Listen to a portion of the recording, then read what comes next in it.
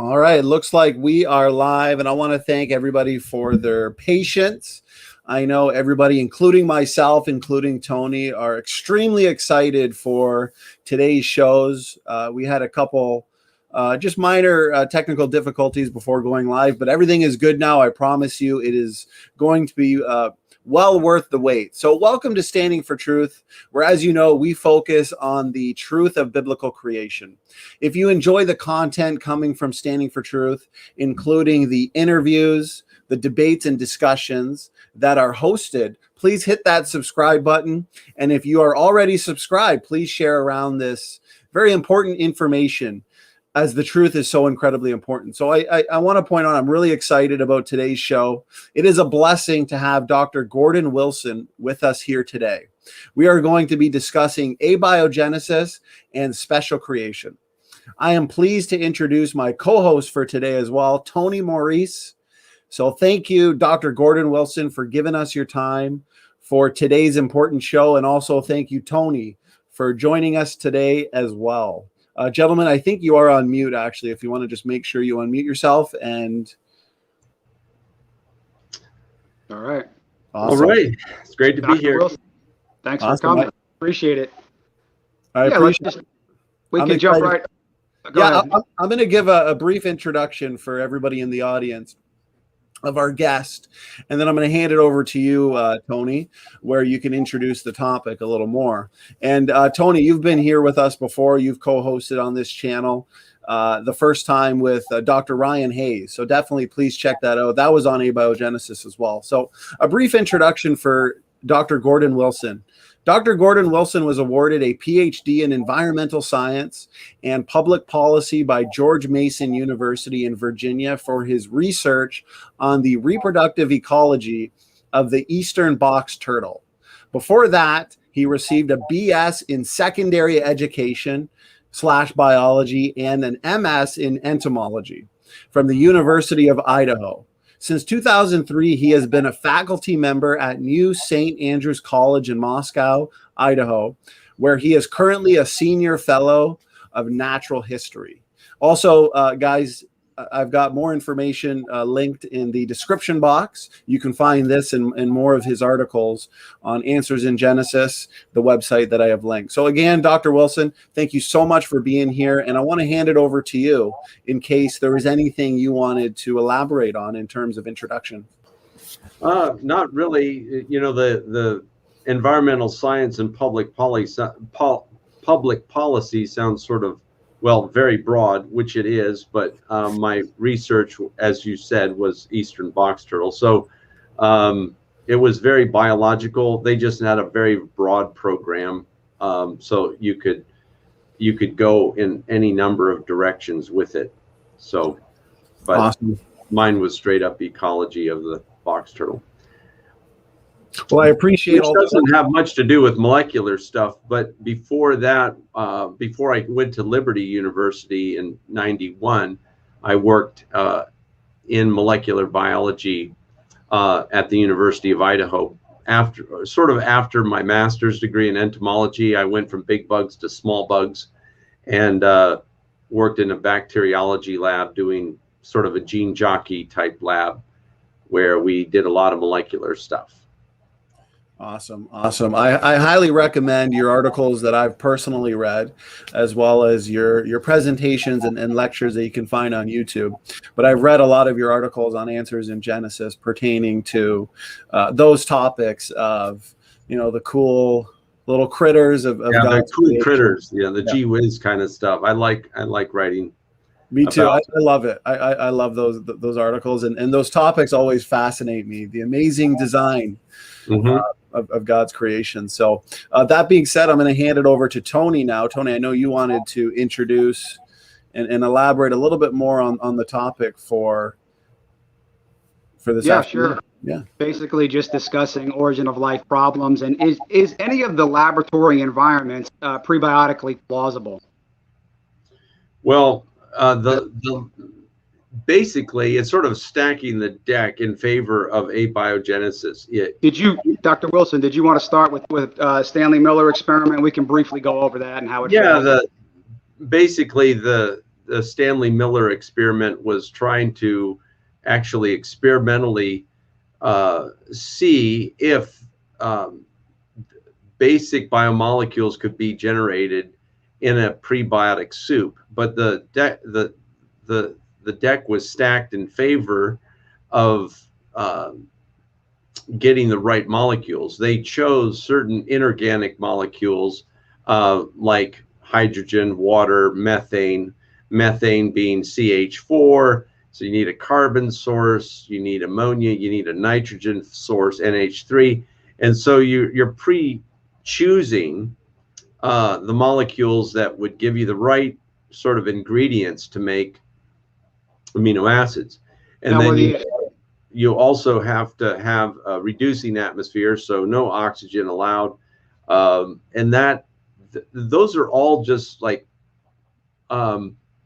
stacking it in favor of what you want. And based on what is, based on a lot of the geological evidence,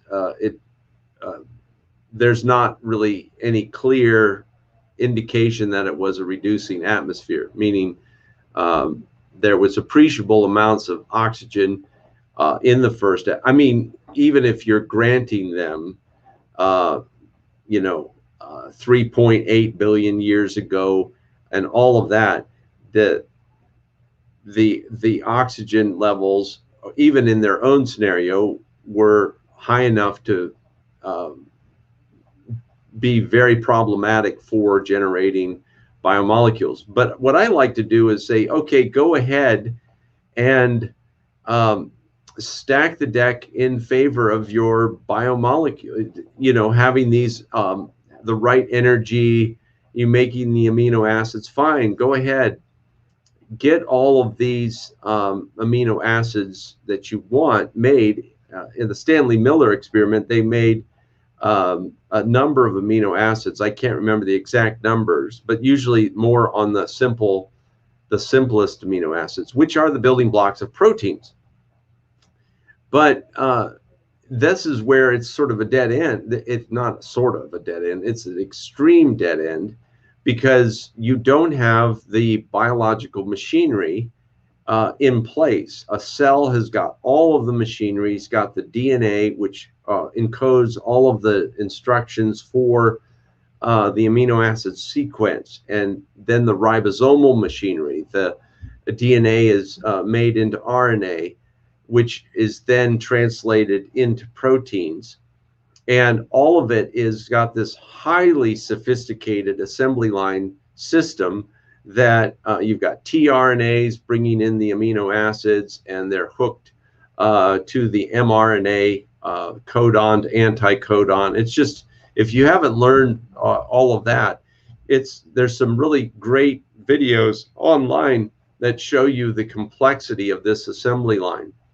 But in a prebiotic soup, you've got none of that. It's basically alphabet soup. And if you think of, those alphabet noodles, I don't know if you're familiar with alphabet soup, but the noodles are shaped like they were racemic. We can say that they weren't in the right configuration. They're constantly flipping. You have, like, if you think of letters of the alphabet as amino acids, but each letter has got a L version and a D version, which means that they're mirror images. Now, A mirror image is the same, but other letters, if you got a mirror image, you've got they're backwards. And living organisms only have L amino acids, and so you've got this racemic mixture, which means you've got both D and L, and in order to hook them together properly, you have to form a peptide bond. So peptide bonds, amino acids can hook together, from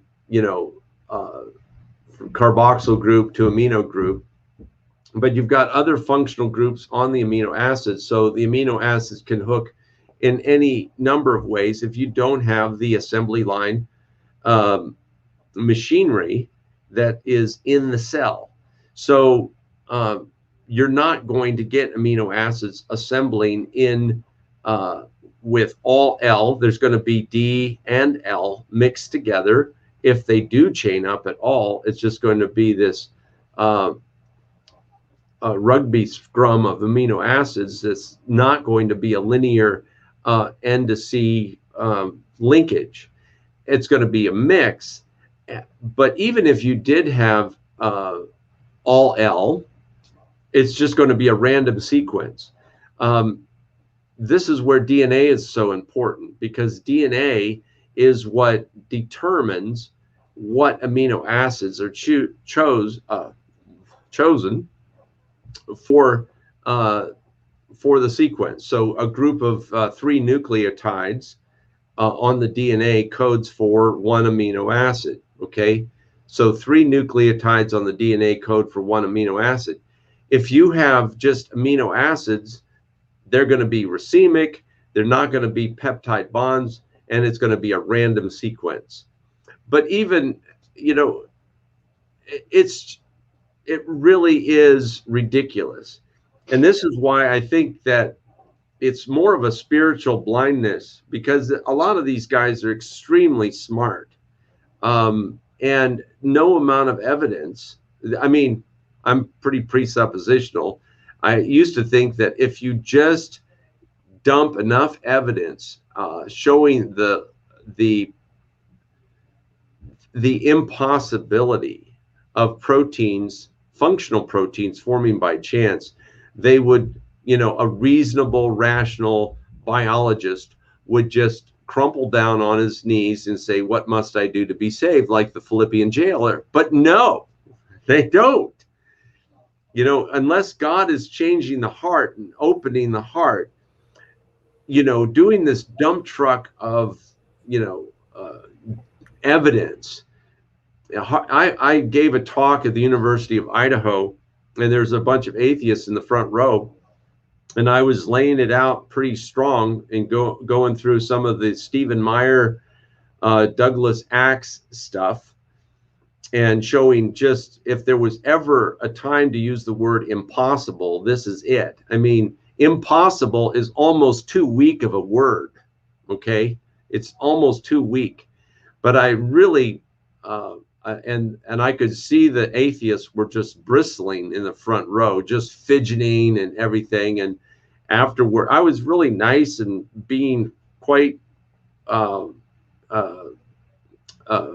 congenial. But afterwards, after the talk, they were coming up and I was just, they were saying, yeah, but the first molecules that form were not, I was going into all of this detail about the impossibility of proteins forming. He said, well, they started with RNA. And I said, well, that's worse. That's worse. I mean, because the nucleotides. Yeah, I mean, the instability of RNA is really bad. And when they run their RNA experiments, I mean, they start with only the desired building blocks they want in unrealistically high purity and concentrations. Yeah, exactly. But even if you don't I don't grant you RNA. I grant you the basic biomolecules that could maybe form a nucleotide. And in order to form a nucleotide, which is the building block for DNA, you've got to have a phosphate, a sugar, and a base, and they have to be hooked together in the right way. So amino acids are a little bit easier, I mean, just naturalistically to form. You've got the problems of getting them chained up to make any kind of reasonable protein. But a nucleotide, you know, sugar, phosphate, and base, they've got to be hooked together right. And so the probabilistic problems are way worse for RNA. And I was laying all this out, and finally one of the atheists just flipped me off and stormed out of the room. And all the other atheists were apologizing to me. You know, we're not all like that. Sorry about that. And, you know. Well, I know Stephen Meyer goes into the sequencing problem. I mean, the only way you can sequence all these RNA bases is through very carefully controlled chemistry and using high-tech equipment. It all has to be carefully controlled. That's why biology, or the biological cell, has got all of that carefully controlled environment. And this is the big thing, information. You've got to have information. Plus, you've got to have information that's actually where you can actually, information by itself isn't going to make it incarnational. You've got to have all of the machinery to read that information and then construct a protein by, you know, everything that's just prepared. So well, that I seems could to go be on and on all day about at yeah. every point, but you almost need a biology degree to just understand the force of the argument. Actually, if I can jump in here real quick, Tony, yeah, go ahead. Because we've got a very lively chat, Dr. Wilson, with some great comments, and we have questions that come through pertaining to what you're saying. So before I miss them, I saved a couple here. For example, this is a question from Christian Northman, who asks, what is a protocell? And is there any evidence that the current cells have evolved at all? Well, basically, when you look at all of the tech, the sophistication of a current cell, a protocell is sort of a figment of their imagination, saying, we've got a cell, some kind of phospholipid bilayer that's enclosed proteins or nucleic acids. And so they're just sort of assuming,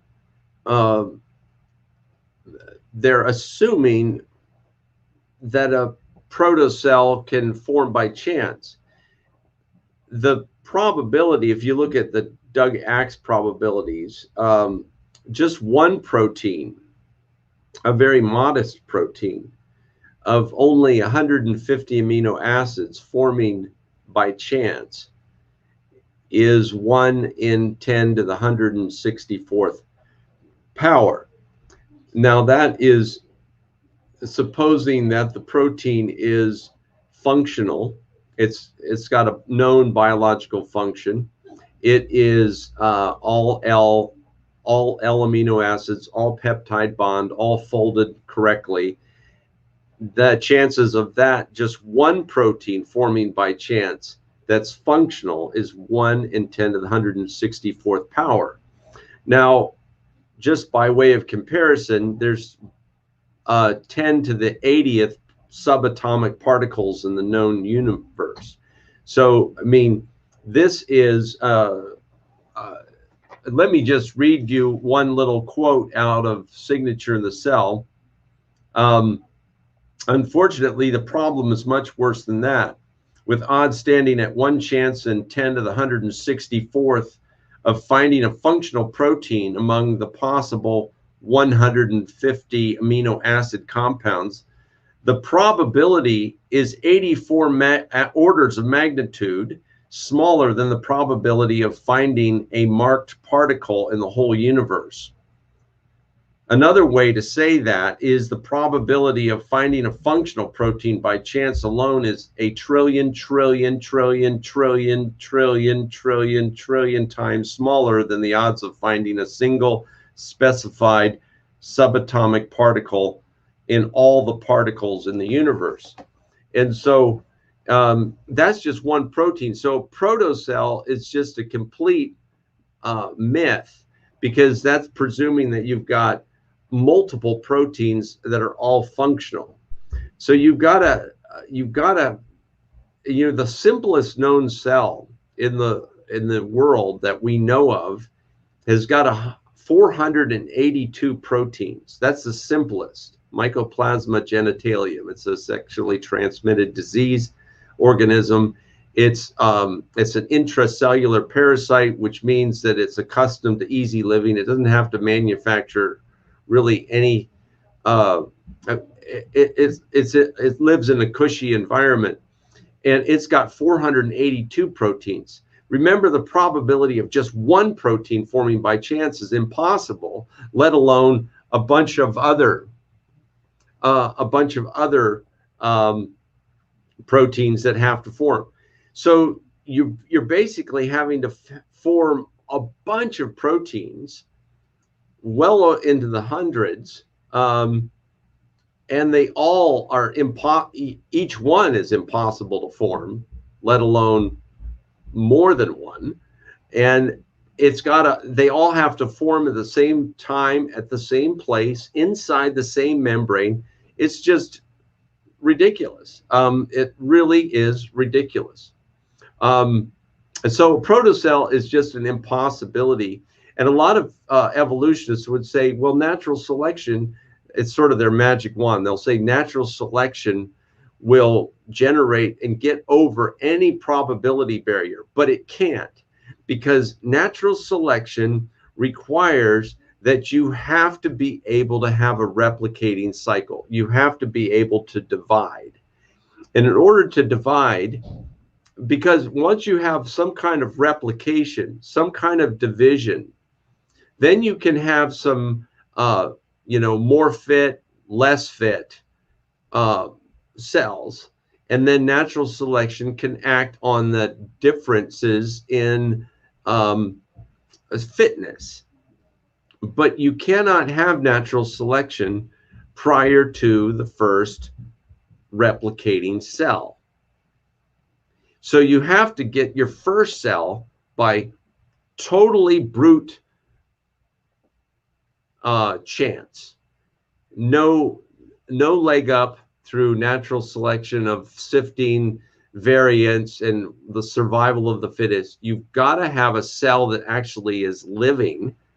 And in order to have a cell that's living, you've got to have too many proteins, and one protein is way too just impossible. I think Doug Axe and Stephen Meyer really, this book that puts many nails in Darwin's coffin, but it's written in such a very good academic style that it doesn't necessarily have the rhetorical force of just saying this. It does, but you have to be willing to slog through a hefty bit of book to and really think through the implications of this. It's just I feel like this is really good for Christians. It's a great faith builder, but for those who have hardened their hearts and their minds, they basically just grab at as I'd said earlier, you can't dump enough data to get someone, unless God's already working on them. Right. You can't necessarily make them go, oh, what must I do to be saved? They really, if they want to hang on to unbelief, they will.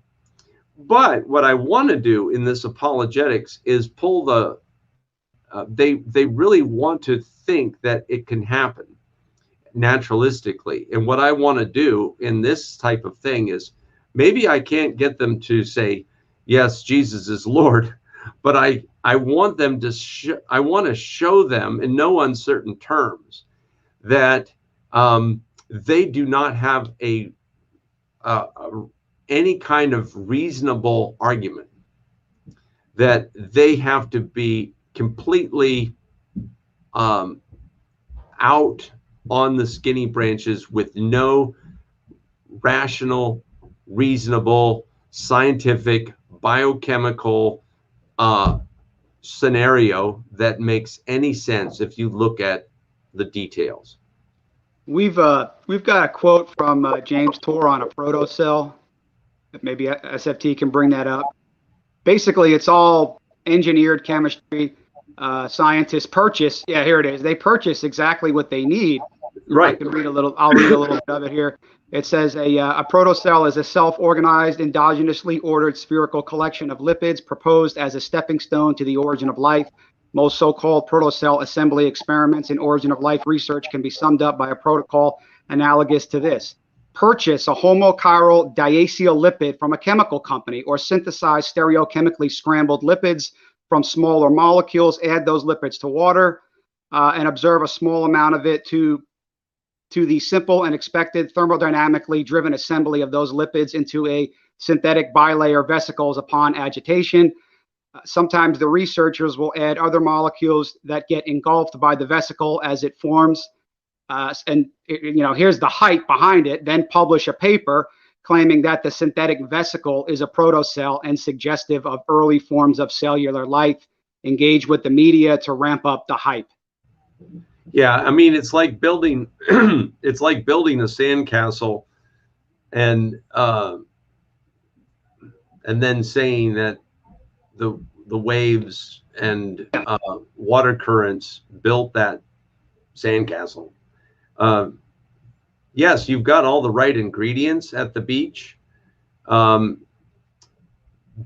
in order to make a sandcastle, you have to have a pattern to follow in either the mind or something to organize and cause the sand to be molded in a certain shape. Without that, you just get what sand does on beaches, maybe ripple patterns, maybe tide pools, but you do not get an elaborate sandcastle that looks like a Disney sandcastle at all. So anytime that they have to put a lot of intelligence and information into trying to get a protocell, it just shows that this is, information. Intelligence, yeah. A lot of smart organic chemists, biochemists that are trying to put together and orchestrate the development of something with a lot of know-how, and say, oh, look, with all of our know-how, we got something that looks kind of like a cell. Therefore, cells can form without any know-how. That's the thing. Are they really mimicking natural environments at that point when they're controlling every step of an experiment? No. Making a reducing atmosphere, making amino acids, pre-picking the chemicals, all of these things. But even if I grant them all that, I still just laugh at this. There's absolutely no way. Some people just glaze over with these probabilities, but the 1 chance in 10 to the 164th power is just, you can't even imagine that. Remember exponents. 10 to the 80th is all the subatomic particles in the known universe. 10 to the 81st is 10 times that.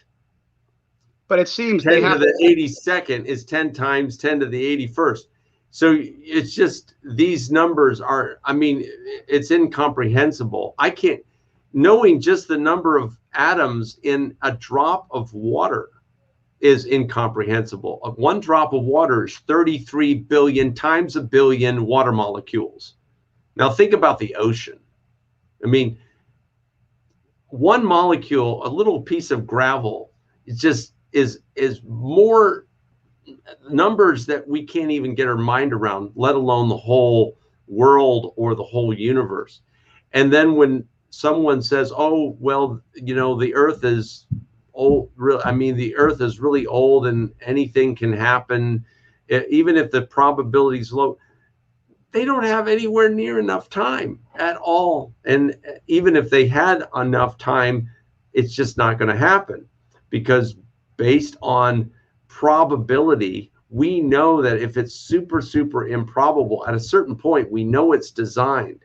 One of my colleagues at Liberty once said, when the first airliner hit the trade tower in 9/11, everybody was like shocked. This is a tragic accident. But then when the second airline hit the second trade tower, within an hour, everybody and their dog knew it was a design. It was a diabolical design, but everybody knew it was designed. You don't even have to know who to know that it was designed. Why? Because the probability, just intuitively, the probability is so low that anybody in the NSA, National Security Administration, anyone who says, wait, let's not jump to conclusions, this may have been an accident, happened by chance, that person would be fired so fast it wouldn't be funny.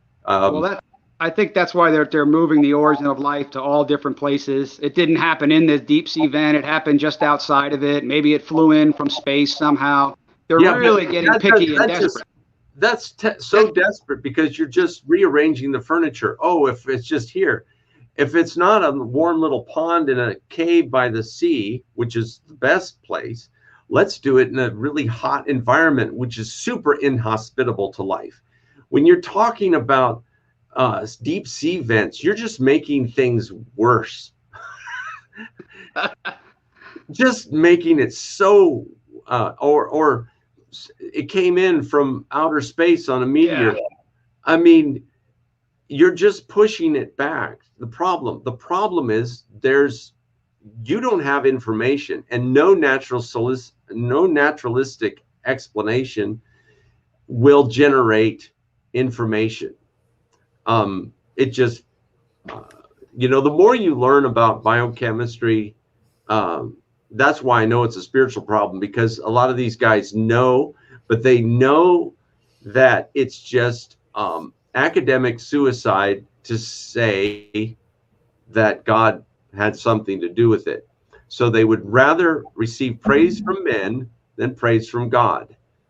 And they just keep on going with the naturalistic explanation when our friends Axe and Meyer have, and many, many other people, not those guys, they were just sort of the tip of the battering ram. It's just ridiculous. If you read some of the, I've read some of the protein synthesis papers, and when you actually read this stuff, how many times chemists have to intervene in the chemistry just to make it to work, just to get it working in the direction they want. And then they'll say, oh, it succeeded. It succeeded because you used intelligence. Right. So, the whole monkeys and typewriters thing. Right. You give enough monkeys, enough typewriters, and enough time, you'll get the complete works of Shakespeare. And my answer to that is, I don't grant you monkeys and I don't grant you typewriters. Now give me the complete works of Shakespeare without monkeys or typewriters, and come up with a naturalistic explanation for those two things. Again, monkeys don't. Someone did it, and it wound up that the monkeys like pooped on the keyboard and hit certain keys over and over again. But I don't grant them monkeys, and I don't grant them typewriters. Well, even if you had all of the right chemicals, let's say the naturalists had all the right chemicals, you pointed this out a couple times in the fact that how do you introduce functional information into random chemicals? They have a massive information problem. I like to point out the fact that if I were to spill ink on a piece of paper, I would not at the same time be introducing information, and therefore a book is more than just ink on paper. Exactly. And when they come up with these biomolecule or these abiogenesis types of things, they're beginning to think that these biomolecules are somehow informational in their essence, but they're not. They don't self-assemble. They don't self-organize. Like you said, the toner or the ink doesn't organize itself into print. That has to be something different. And what's interesting about information is it's not tangible. Like if you have a thumb drive that has nothing on it, and then you put on a whole mess of files on that thumb drive, it doesn't weigh anymore. Just like a book with random print through the many, many pages doesn't weigh any less than a book that's got a story or a novel in it. So information doesn't have weight. Information is the order in which things are put. And going back to the alphabet soup, if you and your roommate say you're bachelors and you came to your bowl of alphabet soup, and a couple lines of Shakespeare were, all the letters were organized on the surface of the soup, and it said to be or not to be, that is the question.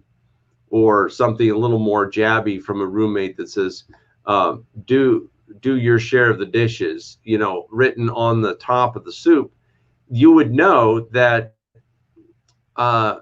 somebody was messing with the noodles, you know that the random thermal currents did not arrange those letters on the soup to make that phrase or that sentence. But what's interesting is that there's nothing when you arrange the letters, there's nothing supernatural about the chemistry, because the noodle letters still adhere to each other according to the cohesiveness of noodles on soup broth. In other words, there's no miracle. What you did is you put information and you impose that information on the noodles, but there's no magic there as far as the noodles go.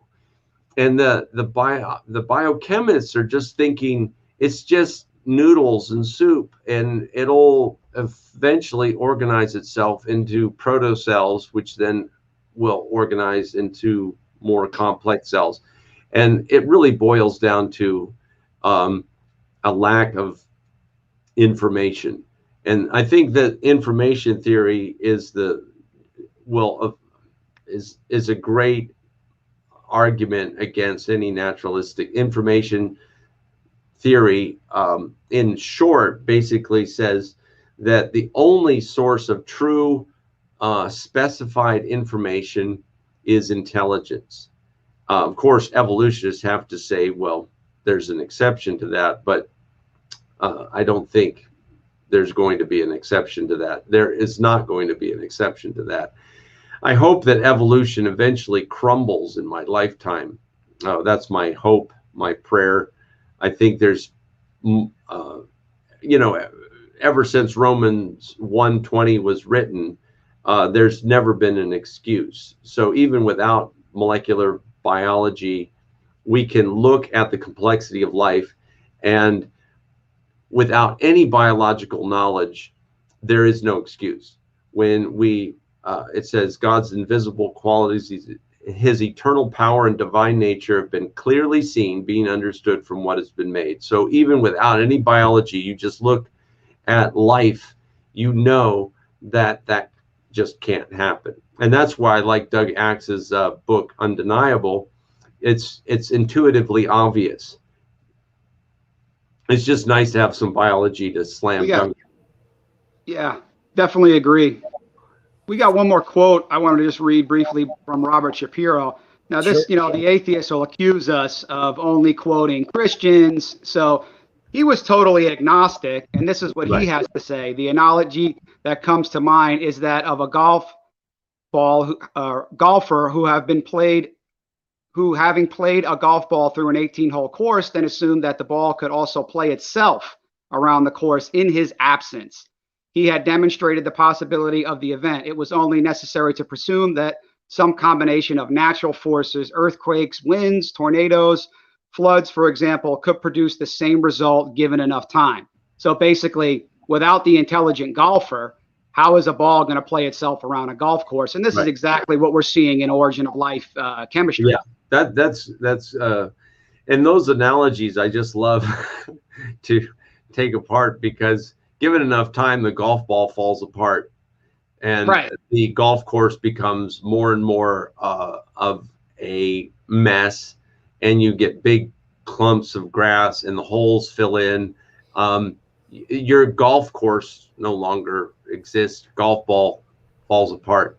So time doesn't fix your problem, because just like the primordial soup, all these chemicals have a half-life, and once you even get a polypeptide of any length, the thermal energy is going to fall. All the energy sources that generated the amino acids, and if there is any kind of polymerization of amino acids or any kind of polymer, meaning like nucleotides hooking together, energy sources that were supposedly instrumental in forming those molecules are also those same energy sources will destroy those molecules.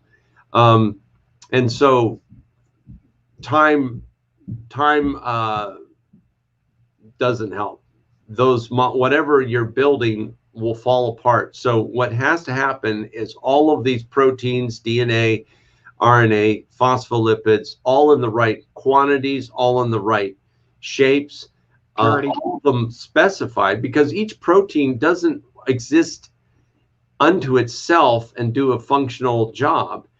A helicase enzyme, which is a DNA unzipper for DNA replication, let's say helicase formed by chance, which it can't because the probability is too low.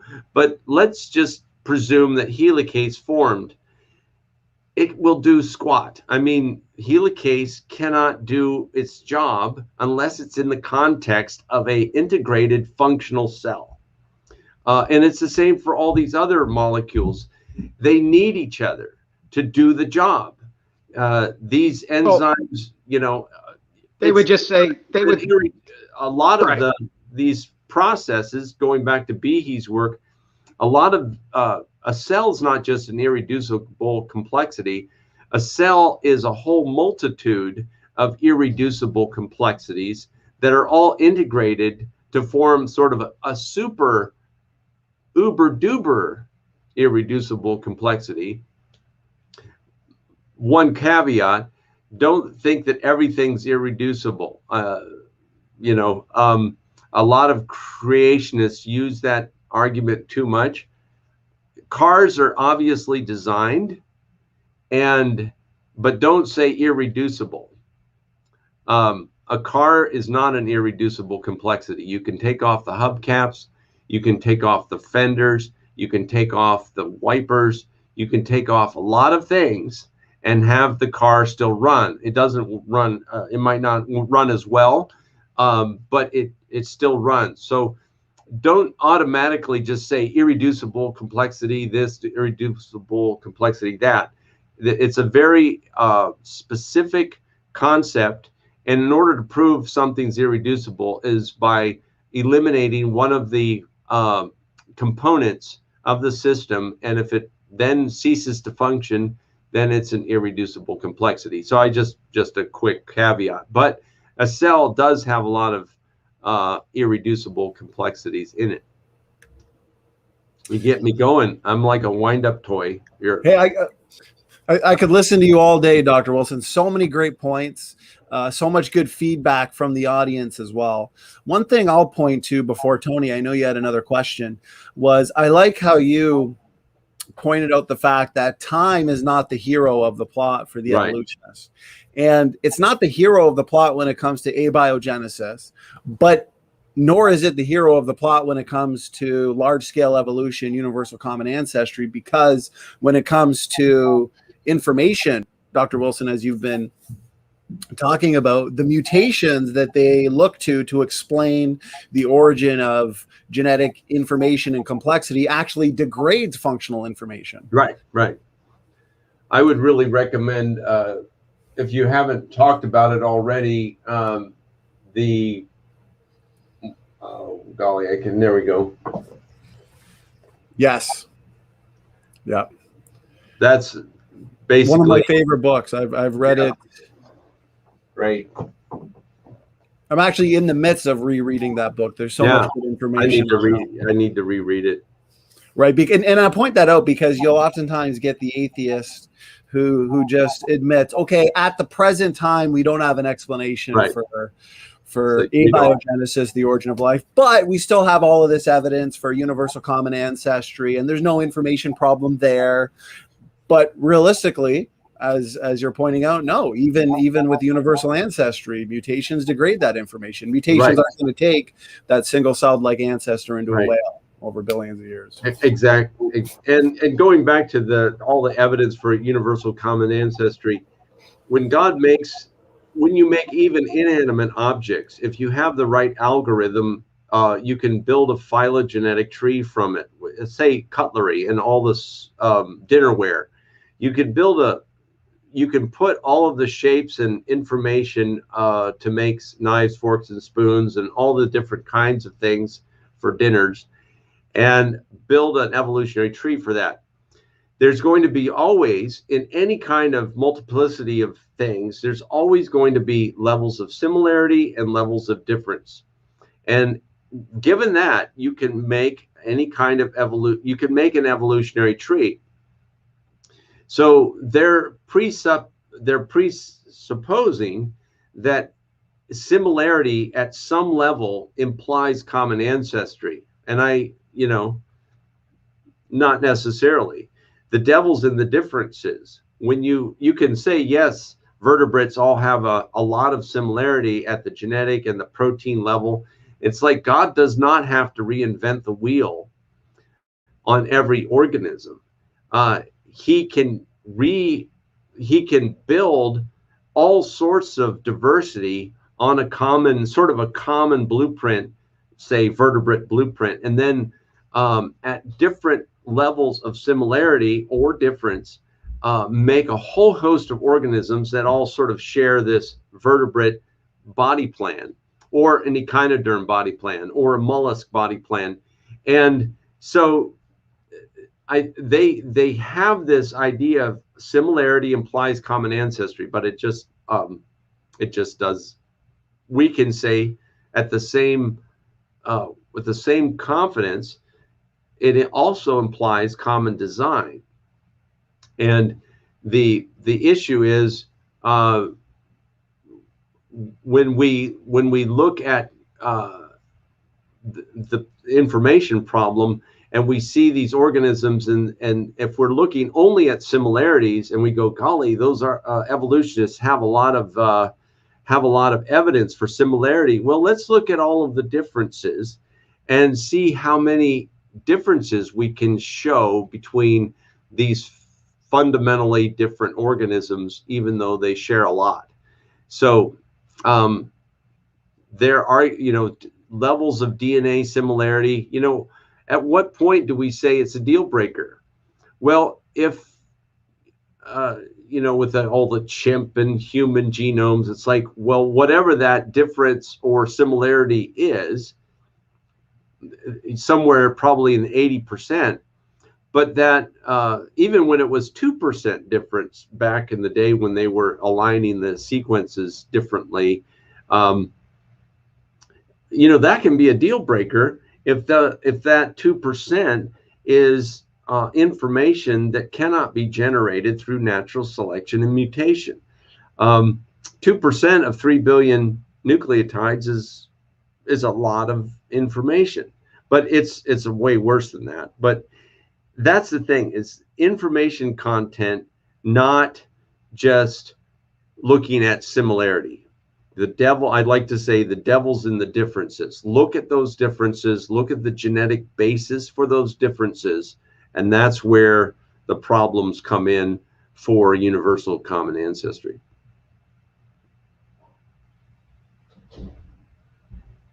Sounds good. Well, I was going to point out, sorry, I was on mute there. So many good points there, Dr. Wilson, and so many good questions and comments can probably flow from there. But we do have some more questions kind of pertaining to abiogenesis, and the questions are flying by, but I think I can manage to scroll up. And okay, so I got one here from Luca. Thank you for your question, Luca. His question is, Dr. Wilson, what do you think about the possibility to have a form of liquid chromatography to get rid of the racemic problem?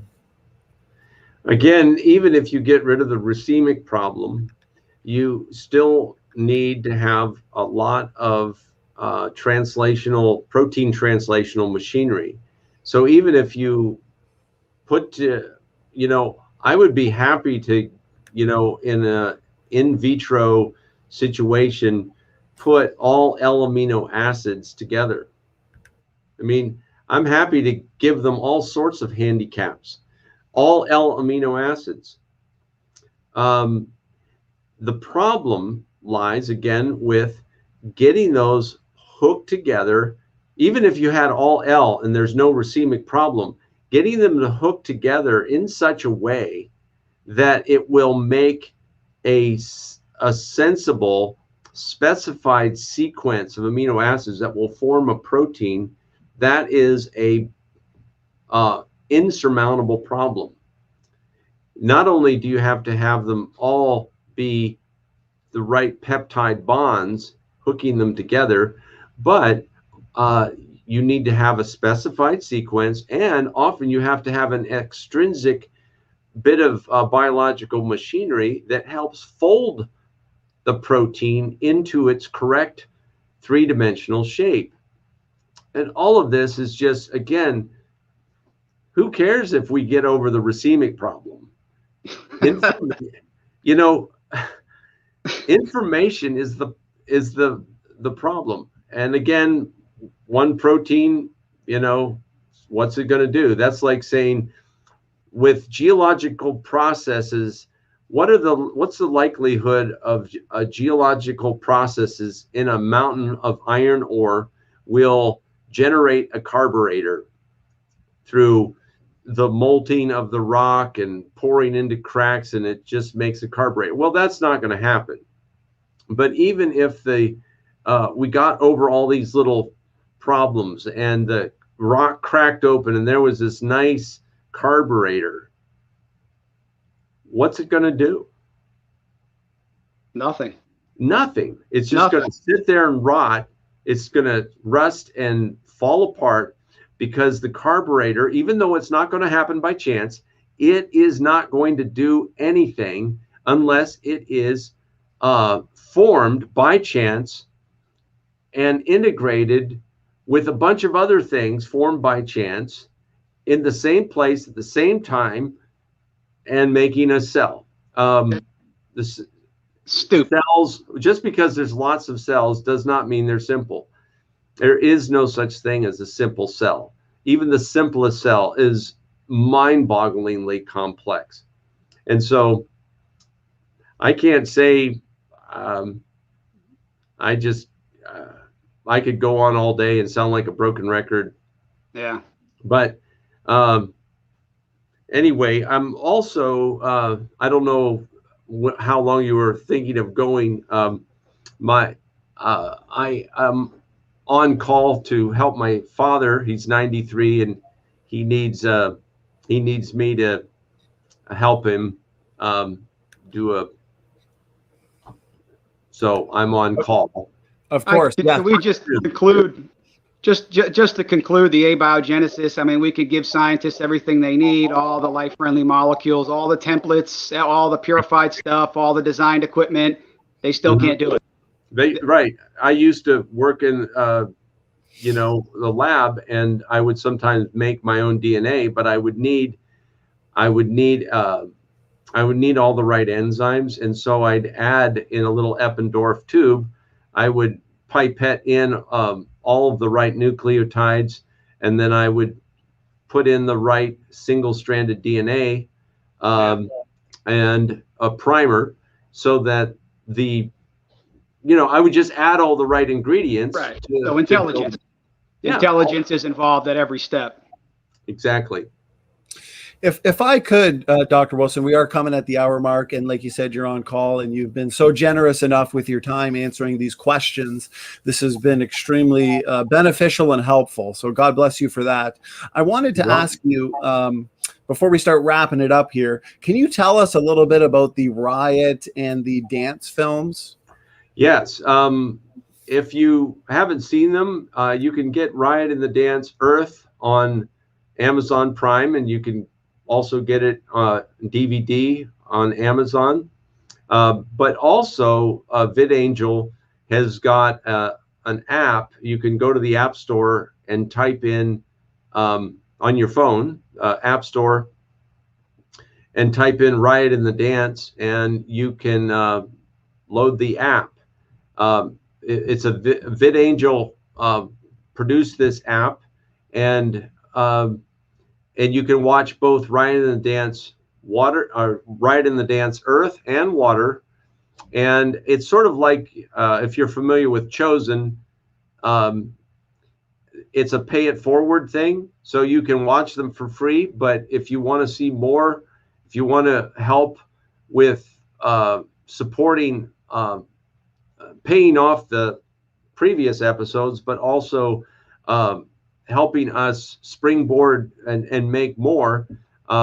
You can pay it forward. And there's right before the beginning of the show, there's a little plug from me saying, hey, we would really appreciate it if you would pay it forward and watch it. But if you can't, enjoy the show or the shows. We are working on episode 3, which is the Riot and the Dance, Africa. I just went to Kenya last September, and we got amazing footage in 3 different locations in Kenya. So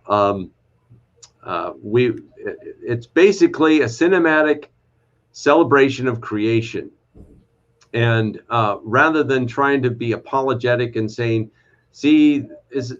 and trying to show that the existence of God, we are assuming the existence of God. We are giving him glory, honor, and praise due his name, which all of the other BBC and Nat Geo and all those other nature docs have attributed to chance, time, and matter and energy over millions and millions of years.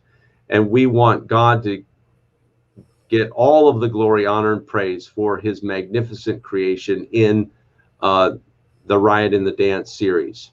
So there you go. Amen. Amen. Very well said.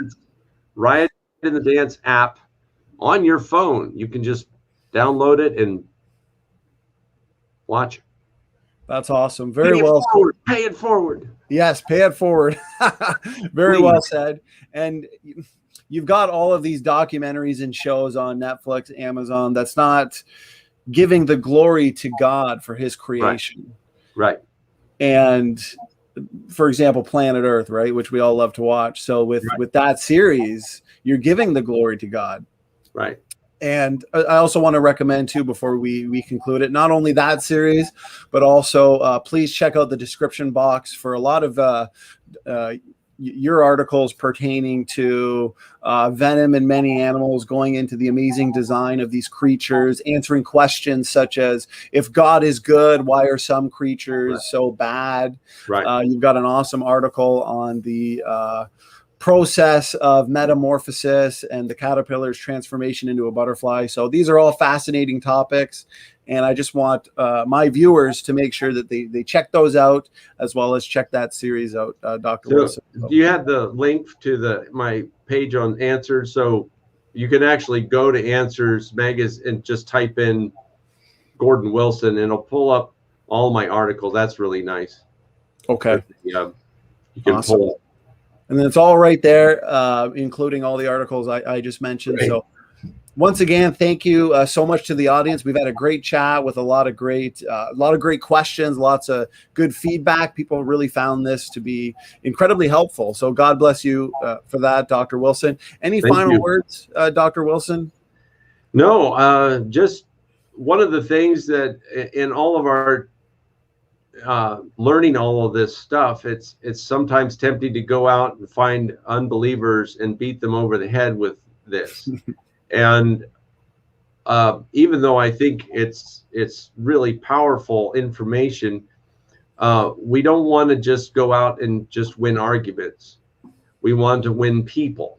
And in order to win people, what's going to open up their heart and mind is your gracious speech, your love, your kindness. And once you have that, then often when they trust you as a friend, then God may use this. But if you use a lot of this apologetic information and just beat people over the head with it, it's like trying to tap a turtle's head to make it come out of its shell, or poking it in the face and making it. No, it just has the reverse effect. They go in, they go, boy, that creationist, what a jerk, what an arrogant jerk they are. They think they know everything, and we don't want to be like that. We want to be winsome in how we present this. We want to stay calm and gracious, but still firm, still confident. We've got a lot in the atheist community that, they want to attack us all the time. We don't know the science, things like that. But it's excellent to have people like you, Dr. Wilson, and James Torr, that, just to expose all these origin of life failures and problems. So that's great. We really appreciate it. You're welcome. Thank you very much, both of you, for having me on the show. And I just love any opportunity I get to dismantle Darwinism. Yes, we could dismantle Darwinism all day, and listen to you all day. You said it perfectly, Dr. Wilson. We're not necessarily here to win arguments. We can win arguments all day. We're here to win souls. Yeah, amen. So, well said. Tony, thanks so much for joining the show today. I got to say, it's over an hour, and it has flown by. We still got a great chat, which means they have definitely benefited from this. So thanks again, Dr. Wilson. Thank you, Tony, and thanks to the audience. We will see you later. Standing for Truth is out. Great.